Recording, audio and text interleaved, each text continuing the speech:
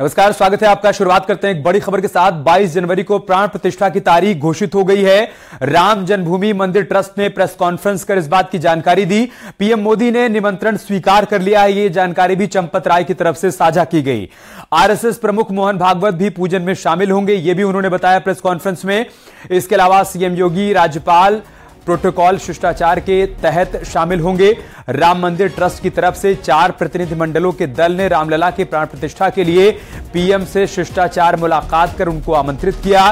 देश के सभी पूजा पद्धति के 4000 संत भी प्राण प्रतिष्ठा में शामिल होंगे, ये जानकारी भी प्रेस कॉन्फ्रेंस में साझा की गई है। संत समाज से हटकर विभिन्न क्षेत्रों के 2500 लोग, जैसे कि वैज्ञानिक, कलाकार, परमवीर चक्र से सम्मानित परिवारों, शहीद कार सेवकों के परिवारों को भी आमंत्रित किया जाएगा। राम जन्मभूमि परिसर में अंदर बैठने की सीमा तय है। प्राण प्रतिष्ठा में आमंत्रित मेहमानों को अनिवार्य रूप से आधार कार्ड लाना होगा, यह भी आवश्यक किया गया है। प्राण प्रतिष्ठा का पूजन वाराणसी के लक्ष्मीकांत दीक्षित संपन्न करवाएंगे। 22 जनवरी को दोपहर 12 बजे से 12:45 के बीच प्राण प्रतिष्ठा का कार्यक्रम संपन्न होगा। राम भक्ति प्रतिष्ठा के अगले दिन से रामलला के दर्शन कर पाएंगे राम भक्त, ये बात भी प्रेस कॉन्फ्रेंस में बताई गई है। संभवतः 16 जनवरी से प्राण प्रतिष्ठा कार्यक्रम की शुरुआत हो जाएगी। प्रधानमंत्री के पूजन के बाद ही आमंत्रित मेहमानों को रामलला के दर्शन का मौका मिल पाएगा। लगभग 3 घंटे से ज्यादा राम जन्मभूमि परिसर में बैठना पड़ेगा। वयोवृद्ध और अस्वस्थ मेहमानों से ट्रस्ट ने अपील की है कि वो प्राण प्रतिष्ठा के बाद ही दर्शन करने के लिए आएं। की तारीख 22 जनवरी 2024 घोषित हो गई है, निर्धारित हो गई है। भारत के माननीय प्रधानमंत्री नरेंद्र भाई मोदी जी ने 22 जनवरी को अयोध्या में रहना, प्राण प्रतिष्ठा के स्थान पर रहना, उसकी जो भी पूजन विधि होगी उसमें जो उनसे कहा जाएगा उसे करना, ये उन्होंने स्वीकार कर लिया है। राष्ट्रीय स्वयंसेवक संघ के परम पूजनीय सरसंघ चालक डॉक्टर मोहन राव भागवत, वो भी यहाँ 22 जनवरी को प्राण प्रतिष्ठा के अवसर पर प्रधानमंत्री जी के साथ सभी पूजन विधि में भागीदारी करेंगे, उपस्थित रहेंगे। स्वाभाविक उत्तर प्रदेश में कार्यक्रम है तो माननीय मुख्यमंत्री उत्तर प्रदेश वो रहेंगे ही, वो शिष्टाचार भी है। और मैं ऐसा मानता हूं कि माननीय राज्यपाल महोदया भी एक प्रोटोकॉल शिष्टाचार के अंतर्गत रहेंगी। और बात करते एक और बड़ी खबर की। गैंगस्टर के मामले में एमपी एमएलए कोर्ट ने मुख्तार को दोषी करार दिया है। गाजीपुर एमपी एमएलए कोर्ट ने मामले में मुख्तार को दोषी करार देते हुए फैसला सुरक्षित रख लिया। गैंगस्टर के मामले में एमपी एमएलए कोर्ट कल अपना फैसला सुनाएगी। आपको बता दें कि गाजीपुर के करंडा थाने में साल 2010 में मुख्तार पर गैंगस्टर का केस दर्ज हुआ था। गैंगस्टर के गैंग चार्ट में कपिल देव सिंह हत्याकांड और मीर हसन पर हमले का मामला शामिल किया गया था। इन दोनों मूल मामलों में सेशन कोर्ट से मुख्तार बरी हो चुका है, लेकिन एमपी एमएलए कोर्ट में चल रहे केस में कोर्ट ने मुख्तार को दोषी करार दे दिया है। अब कोर्ट इस मामले में कल सजा का ऐलान करेगी।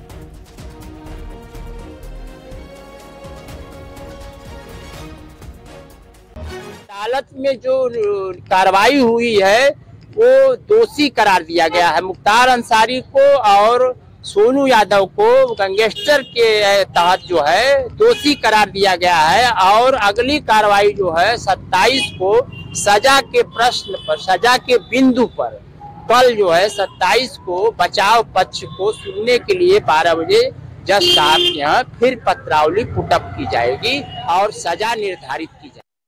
माफिया मुख्तार अंसारी पर गैंगस्टर के मामले में आज गाजीपुर की एमपी एमएलए कोर्ट ने मुख्तार अंसारी को दोषी करार दिया है और इस मामले में कल कोर्ट मुख्तार अंसारी को सजा निर्धारित करेगी और कल कोर्ट इस मामले में मुख्तार अंसारी को सजा देगी। मनीष मिश्रा, न्यूज़ 18 गाजीपुर। प्रयागराज में अतीक का भले ही खात्मा हो चुका है, लेकिन उसके गुर्गे लगातार एक्टिव हैं। ताजा मामला मरियाडीह का है, जहां पर अतीक के गुर्गे आबिद प्रधान की दबंगई सामने आई है। मरियाडीह में किसान की जमीन पर कब्जे को लेकर आबिद प्रधान पर फायरिंग और मारपीट करने का आरोप लगा है। पीड़ित ने पूरे मामले की शिकायत पूरा मुफ्ती थाने में की है। शिकायत मिलने के बाद पुलिस ने केस दर्ज कर कार्रवाई शुरू कर दी।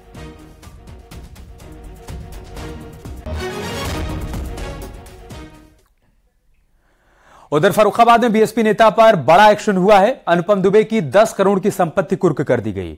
डुगडुगी बजाकर इस कार्रवाई को अंजाम दिया गया। कार्रवाई के दौरान 4 थानों की फोर्स भी मौके पर मौजूद थी। अब तक 1 अरब 49 लाख रुपए की संपत्ति कुर्क की जा चुकी है। फर्रुखाबाद फतेहगढ़ कोतवाली थाना क्षेत्र के कादरी गेट के अंतर्गत संपत्तियों की कुर्की करवाई जा रही है। वह अन्य कार्रवाई प्रचलित है। इस राज्य स्तरीय माफिया अनुपम दुबे के पंजरे एवं और कानपुर में सराफा कारोबारियों के ठिकानों पर छापेमारी हुई है। इनकम टैक्स की टीम ने चौक में हजारी लाल किशोर कुमार और हजारी लाल सर्राफ की दुकानों पर छापेमारी की। इनकम टैक्स की 3 टीम दस्तावेज को खंगाल रही है। नयागंज और गोविंद नगर में भी आईटी की छापेमारी चल रही है। नयागंज में अरोरा ज्वेलर्स के ठिकानों पर छापेमारी की सूचना सामने आई है।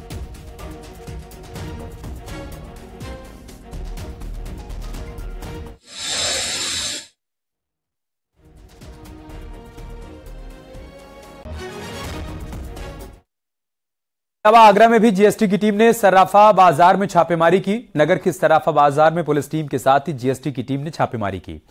करीब आधा दर्जन अधिकारी एपी ज्वेलर्स के दस्तावेज खंगाल रहे हैं। छापेमारी को लेकर सर्राफा कारोबारियों में हड़कंप मचा हुआ है।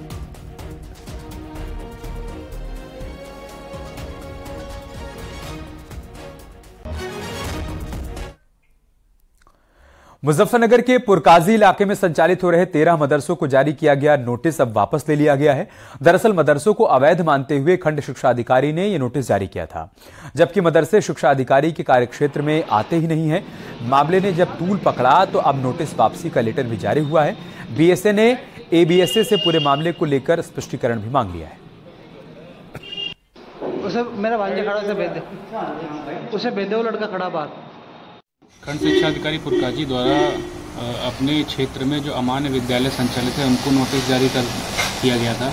इस संदर्भ में उन्होंने 12 मदरसों को भी नोटिस जारी कर दिया है। उस नोटिस में कहा गया है कि आपके पास अगर कहीं से भी पंजीकरण है तो उसको प्रदर्शित कर दीजिए। इसमें खंड शिक्षा अधिकारी को ये ध्यान रखना था कि अगर वो मदरसे नहीं हैं तब तो स्कूल्स हैं, तब तो उनका नोटिस ठीक है। अगर वो मदरसे हैं तो उनको खुद से नोटिस ना जारी करके जिला अल्पसंख्यक कल्याण अधिकारी को संज्ञान में लाकर उनसे नोटिस जारी कराना था। इटावा के भरथना इलाके के दुलाबजा गांव में हुई मां बेटे की हत्या का पुलिस ने खुलासा कर दिया। महिला की हत्या उसकी बड़ी बहू ने जमीन के विवाद में कराई थी। बड़ी बहू ने अपने बेटों और उसके दोस्तों ने अपनी सास और देवर की हत्या कराई थी। पुलिस ने मामले का खुलासा करते हुए आरोपी बहू समेत 5 आरोपियों को अब तक गिरफ्तार किया है। 2 आरोपियों की गिरफ्तारी मुठभेड़ के बाद की गई। एनकाउंटर में 1 आरोपी और भरथना कोतवाल घायल हुए हैं। एक आरोपी अभी फरार चल रहा है, जिसकी तलाश में पुलिस टीम जुटी हुई है।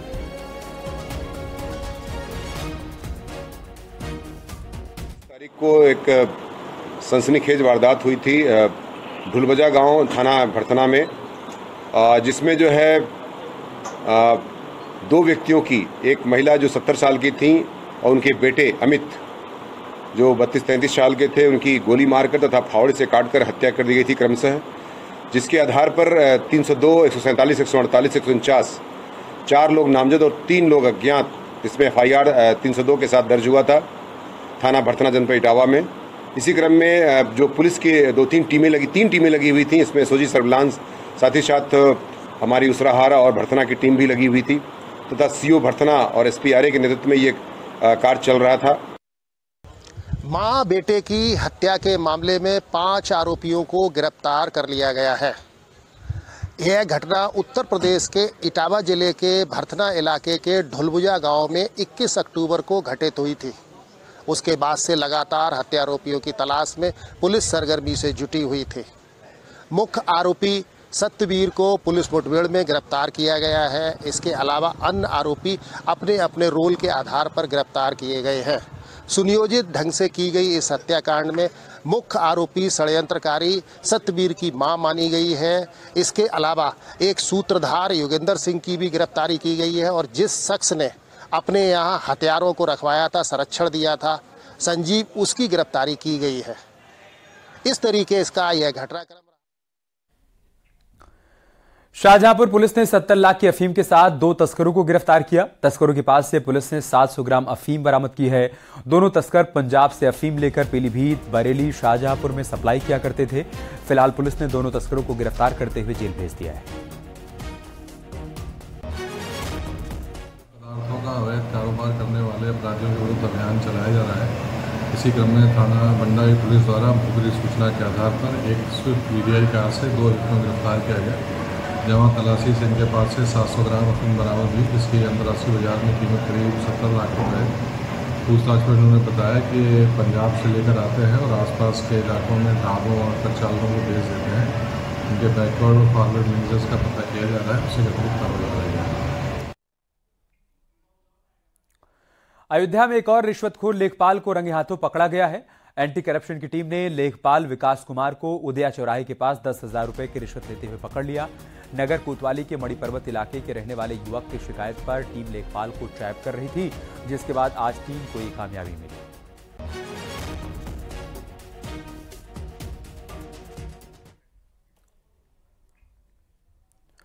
उधर पीलीभीत के बीसलपुर थाना क्षेत्र में ठेकेदार की हत्या का मामला सामने आया है। मजदूर की तलाश करने गए ठेकेदार पर कुछ लोगों ने जानलेवा हमला कर दिया। युवक को गोली भी मारी और मौके पर छोड़कर फरार हो गए। ठेकेदार ने अपने फोन से परिजनों को सूचना दी। मौके पर पहुंचे परिजनों ने उसे अस्पताल में भर्ती कराया, जहां उसकी मौत हो चुकी थी। ठेकेदार की हत्या के खुलासे की मांग को लेकर परिजनों ने चीनी मिल चौकी का घेराव भी किया और जल्द से जल्द कार्रवाई की मांग की।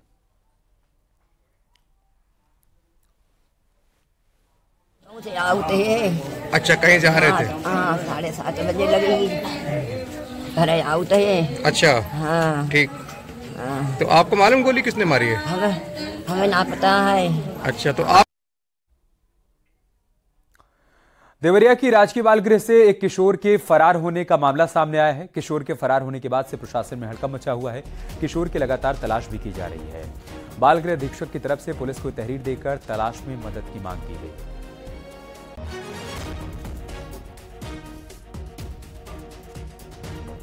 किशोर के पलायन कर जाने की सूचना प्राप्त हुई थी। उसके क्रम में बाल गृह के अधिकारियों के द्वारा कोतवाली में एक तहरीर भी दी गई है और साथ ही साथ जो संबंधित अधिकारी और विभाग के द्वारा उसकी अपने स्तर पर भी तलाश की जा रही है। शीघ्र ही जो है इसमें उसकी तलाश करके फिर आवश्यक विधिक कार्रवाई अग्रिम रूप से हम लोग करेंगे। 28 अक्टूबर की रात को चंद्रग्रहण लग रहा है, जिसका असर भारत में भी रहेगा। चंद्रग्रहण 28 तारीख की रात 1:05 पर लगेगा और 2:24 तक रहेगा। ऐसे में इस चंद्रग्रहण का सूतक काल 9 घंटे पहले ही शुरू हो जाएगा, जिस कारण सभी धार्मिक कार्य इस समय नहीं होंगे। इसी के चलते वाराणसी की प्रसिद्ध गंगा आरती का समय एक दिन के लिए बदला गया है। सूतक की वजह से शाम के बजाय दोपहर 3 बजे ही घाटों पर आरती की जाएगी और करीब 32 साल बाद एक बार फिर एक दिन के लिए घाटों की आरती का समय बदला गया है। चंद्रग्रहण होने के नाते जो है इस वर्ष जो है दिन में 3 बजे प्रारंभ कर दी जाएगी और 4 बजे के पहले लगभग समाप्त कर देना, इसलिए कि 9 घंटा पहले चंद्रग्रहण में सूतक लग जाता है और सूर्य ग्रहण में 12 घंटा पहले लगता है। इसलिए जो है वह दिन में ही 28 तारीख को यह आरती 3 बजे से शुरू हो जाएगी और संपन्न करा दी जाएगी 4 बजे। 1 नवंबर को मनाए जाने वाले करवा चौथ के त्यौहार को लेकर उत्तर प्रदेश के मुजफ्फरनगर जनपद में विश्व हिंदू परिषद ने एक फरमान जारी किया है, जिसका नगर में बाकायदा पंपलेट बांटकर प्रचार भी किया जा रहा है। इस पंपलेट में लिखा गया है, अपना त्यौहार, अपनों को रोजगार, जिहादियों पर प्रहार। करवा चौथ के इस पवित्र त्यौहार पर मेहंदी हिंदू बहनों से ही लगवाएं। इसी एजेंडे को लेकर वीएचपी और बजरंग दल के कार्यकर्ता शहर भर में चेकिंग करने की तैयारी में हैं। वीएचपी की तरफ से शहर भर में 12 हिंदू मेहंदी केंद्रों की स्थापना भी की गई है।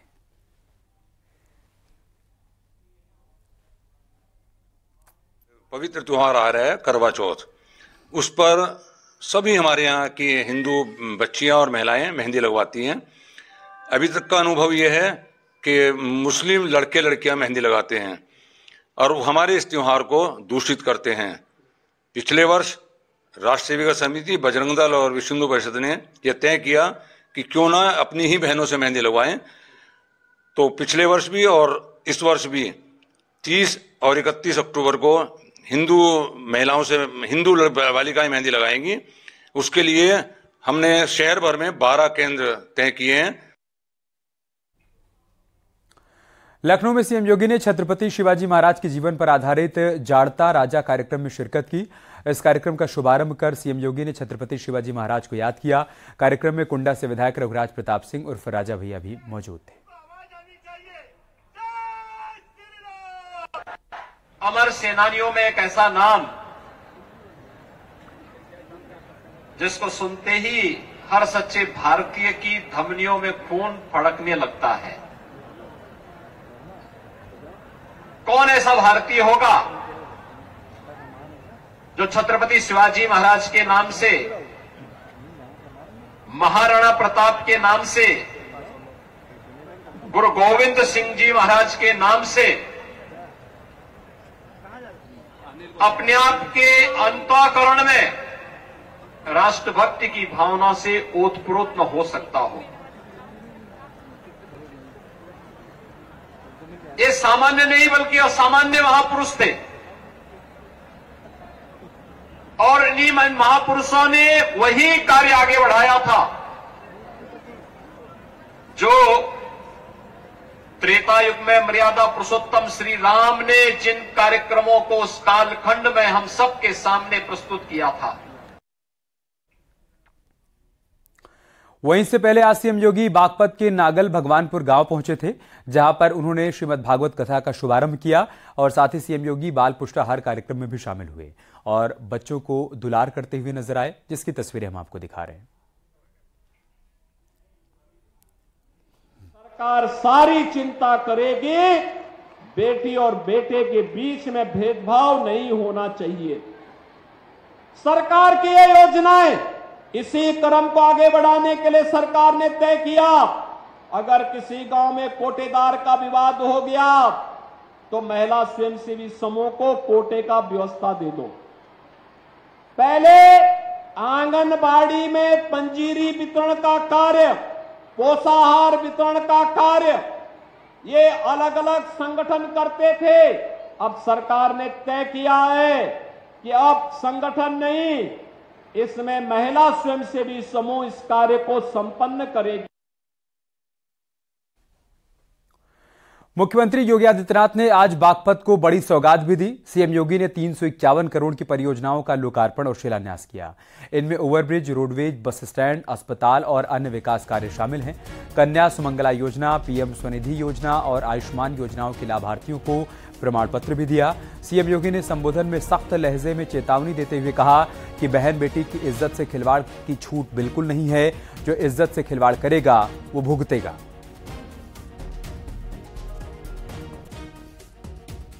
उसी भाव के साथ यहां पर कार्य करने के लिए भी आए हैं।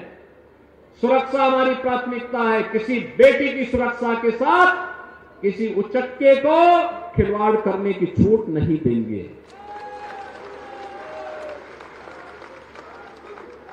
किसी बहन की इज्जत के साथ खिलवाड़ करने की छूट नहीं देंगे और जो भी खिलवाड़ करेगा उसकी कीमत चुकाएगा।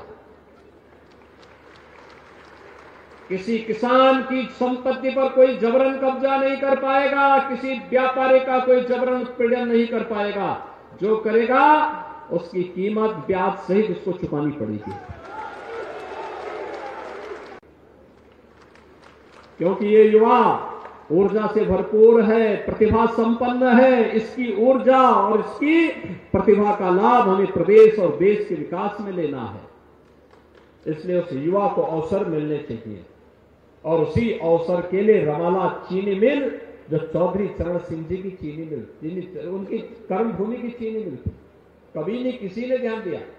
हमारी सरकार आई, ये डबल इंजन की सरकार ने छपरौली चीनी मिल के पुनरुद्धार का कार्य करके चौधरी साहब को श्रद्धांजलि अर्पित की। और भाइयों बहनों, मैं आज आप सबको यही आश्वस्त करने के लिए आया हूं, बागपत की चीनी मिल के लिए भी सतपाल सिंह जी ने भी कहा है, इससे पहले भी हमारे सामने उन्होंने कई बार प्रस्ताव रखा है। हमने कहा हम एक एक करके सभी को लेने जा रहे हैं। चीनी मिल के उतना एक्सपेंशन करेंगे, गन्ना की उपलब्धता, और मैं आज देख रहा था क्या शानदार गन्ना है। एसपी नेता आजम खान ने अजय राय से मुलाकात से इनकार कर दिया। यह बड़ी खबर सामने आई आज। प्रदेश कांग्रेस अध्यक्ष अजय राय कांग्रेस के नेताओं के साथ सीतापुर जेल में आजम खान से मुलाकात करने के लिए पहुंचे थे, लेकिन आजम खान ने उनसे मिलने से इनकार कर दिया।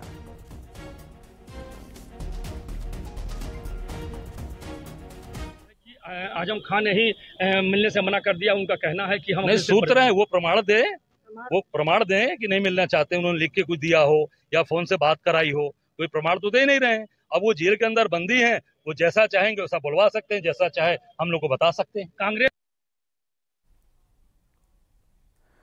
वही मुलाकात पर अखिलेश यादव ने कांग्रेस पर निशाना साधा। अखिलेश यादव ने कहा कि कांग्रेस नेता तब कहां थे जब आजम खान को फंसाया जा रहा था। आजम साहब से तो सबको मिलना चाहिए, और वो समय कांग्रेस के लोग कहां थे जब उनको फंसाया जा रहा था। कांग्रेस के नेता भी उन्हें फंसाने में लगे थे। और अतीक अहमद के बेटों से जुड़ी एक बड़ी खबर आई है। पूरा मुफ्ती पुलिस फिर से हटवा गांव पहुंची है। अतीक के बेटों से पूछताछ के लिए पहुंची है पुलिस टीम। एज़म और अबान से पूछताछ की गई। इंटरनेट कॉलिंग पर बात करने का इनपुट मिला। दोनों बेटों से मिलने वालों के नाम और पते की पुलिस ने सूची भी तैयार कर ली है। 9 अक्टूबर को बाल सुधार गृह से दोनों रिहा हुए थे, और अब जबकि दोनों के बारे में जानकारी मिली कि उन्होंने इंटरनेट कॉलिंग पर किसी से बात की है, तो पुलिस एक बार फिर से हटवा गांव पहुंची, जहां दोनों से पूछताछ की गई। और जिन लोगों से इनकी बातचीत हुई थी या जिन लोगों ने इनसे मुलाकात की थी, पुलिस ने उसकी पूरी लिस्ट भी तैयार की।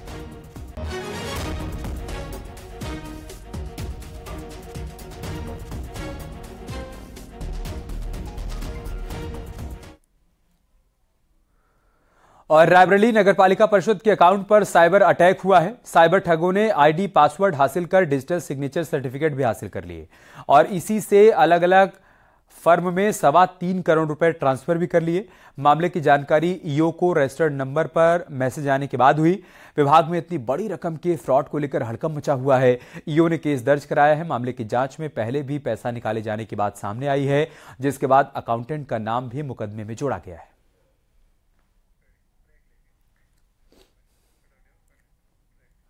यहां रुक रहे हैं छोटे से ब्रेक के लिए, जल्द लौटेंगे कुछ और खबरों के साथ।